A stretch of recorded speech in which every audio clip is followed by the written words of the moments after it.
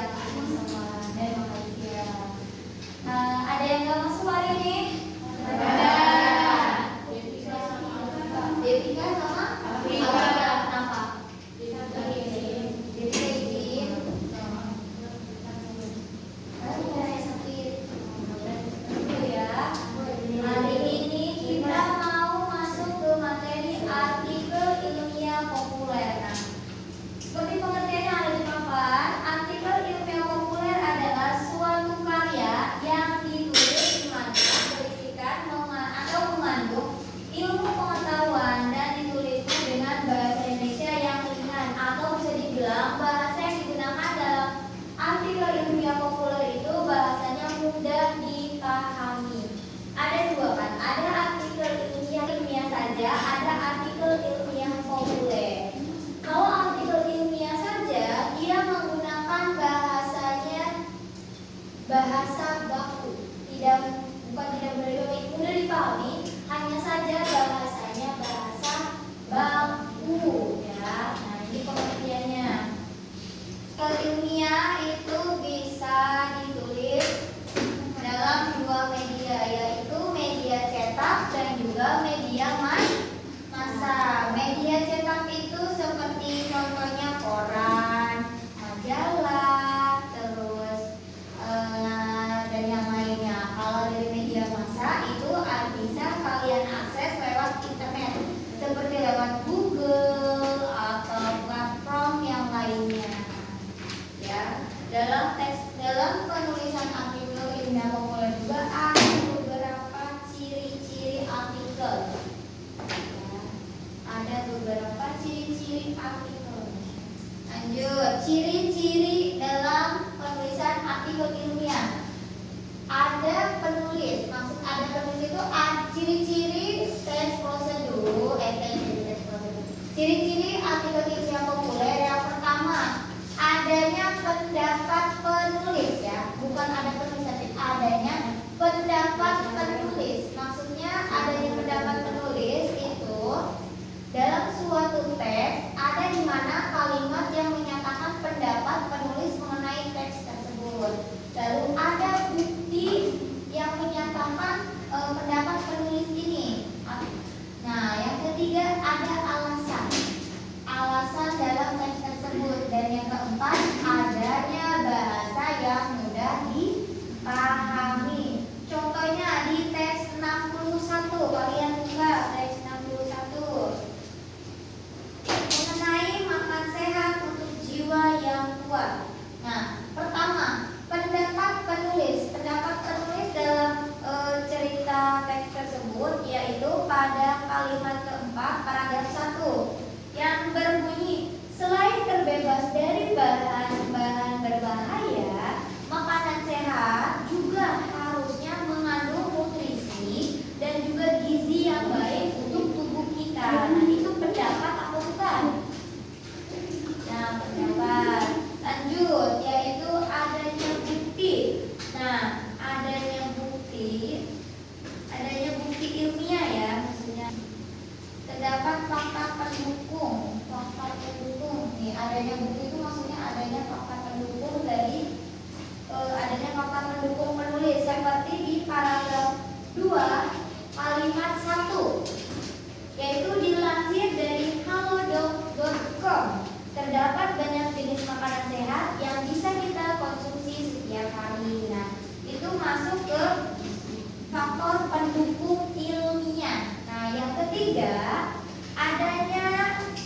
adanya alasan ilmiah yang mendukung pendapat dari sang penulis. Nah, itu seperti pada paragraf 1 kalimat ke-6 yang berbunyi, karbohidrat yang menjadi sumber energi dan protein berperan sebagai zat pembangun dan memperbaiki jaringan usaha, dan lemak sebagai cadangan energi dan pelaut para vitamin. Mineral dan vitamin berfungsi menjaga daya tahan tubuh serta serat yang bermanfaat untuk menjaga pencernaan. Bahasa yang mudah dipahaminya itu terdapat pada paragraf 1 kalimat ketiga. Coba bunyinya apa? Ayo, kalian tandai aja di bukunya. Misal ini pendapat penulis, ini alasan ilmiahnya. Di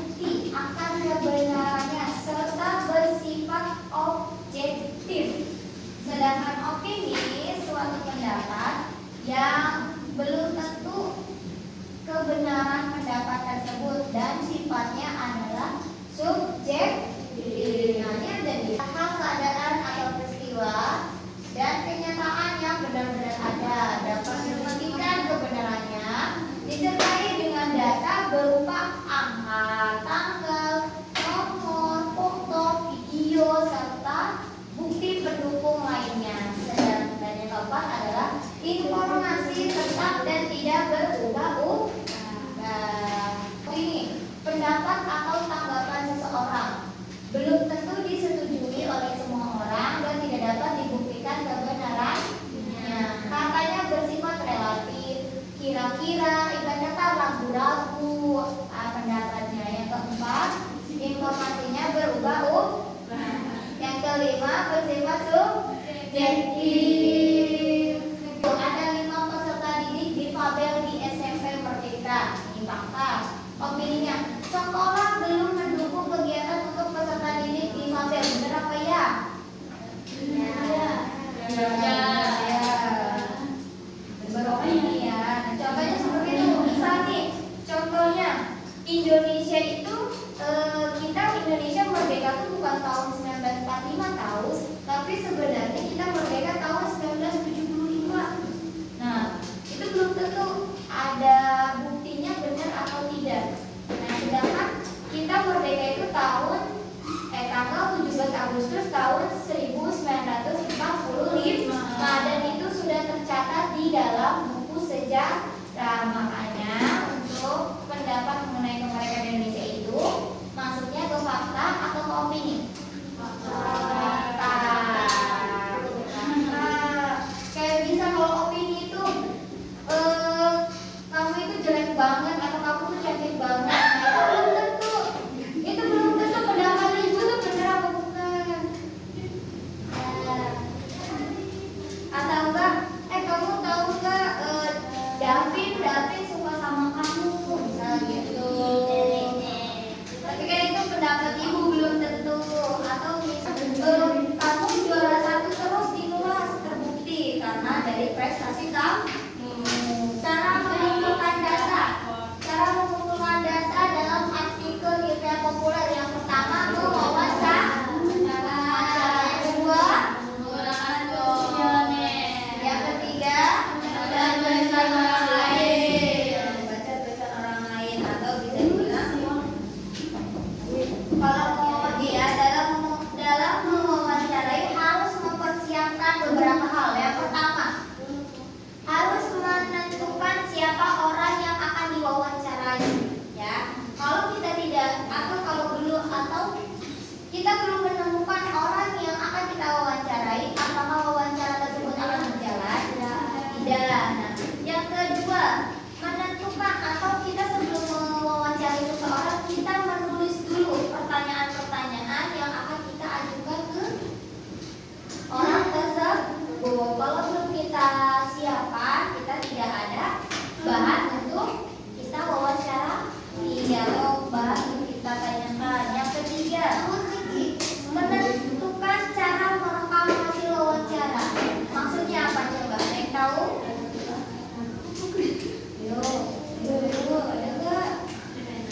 Maksudnya itu kayak misal kalau kalian lagi wawancara, kalau kitanya nih sang pemegang kamera tidak tahu bagaimana angle yang benar, yang bagus atau cara merekam yang bagus, maka hasil dari wawancara tersebut akan berantakan.